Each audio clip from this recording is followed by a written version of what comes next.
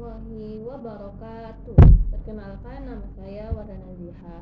Di sini saya akan menjelaskan materi tentang pemrosesan informasi yang diampu oleh dosen saya tercinta, yaitu Bapak Muhammad Hasan Abdillah, SPSI, MPSI.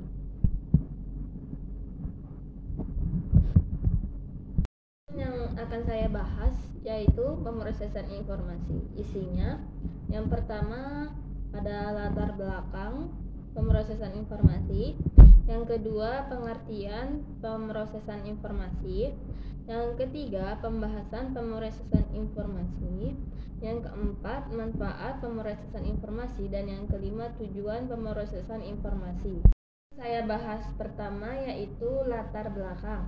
Psikologi kognitif. Dengan munculnya psikologi kognitif pada abad ke-20, pemahaman tentang transisi atau pemindahan informasi dalam konteks psikologi pertama kali diterapkan. Memahami proses mental seperti perhatian, persepsi, memori, pemikiran, dan bahasa adalah tujuan utama psikologi kognitif. Pemahaman ini sangat dipengaruhi oleh para ahli kognitif seperti Giorgio Miller, Ulrich Nesher, dan Jean Piaget dan Vygotsky. Adapun pengertian dari pemrosesan informasi, menerima, menyimpan, memproses, dan memanfaatkan informasi adalah bagian dari proses kognitif yang rumit yang dikenal sebagai pemrosesan informasi. Ini mencakup metode yang digunakan oleh mesin, manusia, dan sistem biologis lainnya untuk mengumpulkan informasi dari lingkungannya. Jadi pengertian pemrosesan informasi ini, kita itu menerima informasi dari orang lain ataupun menyimpan. Contohnya, kita dapat informasi bahwa tanggal sekian itu mengisi kuesioner, ataupun tanggal sekian ini hari tanggal merah, ataupun masuk kuliah. Pun pembahasannya yaitu pengambilan, penyimpanan, pemrosesan, dan pemanfaatan informasi adalah bagian dari proses kognitif yang dikenal sebagai pemrosesan informasi. Penting untuk memahami komputasi dan kognisi manusia. Yang pertama, langkah pertama adalah pengolahan informasi adalah mengumpulkan data dari lingkungan dengan menggunakan sensor komputer atau pancara indera manusia. Bisa berupa data audiovisual, taktil, atau jenis data lainnya.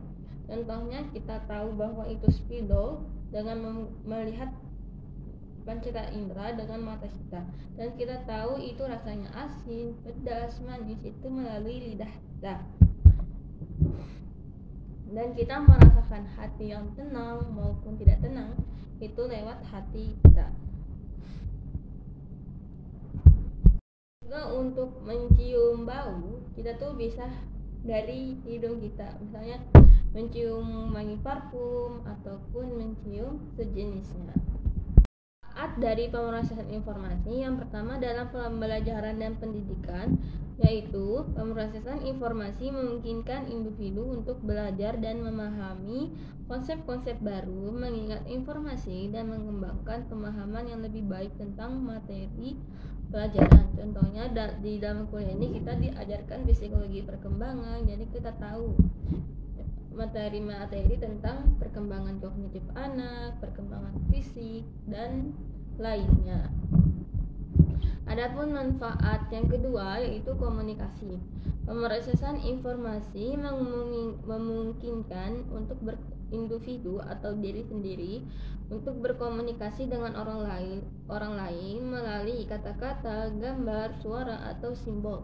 Ini membentuk dasar komunikasi verbal dan non-verbal. Nah, jadi manfaat pemrosesan informasi ini kita juga dapat berkomunikasi dengan orang lain, ataupun dalam hal konteks komunikasi verbal ini kita berkomunikasi antara satu dengan lainnya itu secara langsung atau bertatap muka. Adapun komunikasi non-verbal itu kita tidak berbicara secara langsung, itu bisa menggunakan handphone ataupun alat elektronik lainnya. Adapun yang ketiga, manfaatnya dari pengembangan teknologi. Dalam teknologi, pemrosesan informasi adalah landasan untuk perkembangan komputer perangkat lunak dan sistem cerdas. Ini memungkinkan otomatisasi tugas-tugas, analisis data dan inovasi teknologi. Nah, contoh di sini adalah kita dapat menggunakan Microsoft Word dan Microsoft Excel ini dengan baik dan benar. Dan kita tahu sistematikanya. Kalau mau margin dari Microsoft Word ini rapi. Kesimpulan dari pemrosesan informasi yaitu prosedur penting mencakup pengambilan, penyimpanan, pemrosesan, dan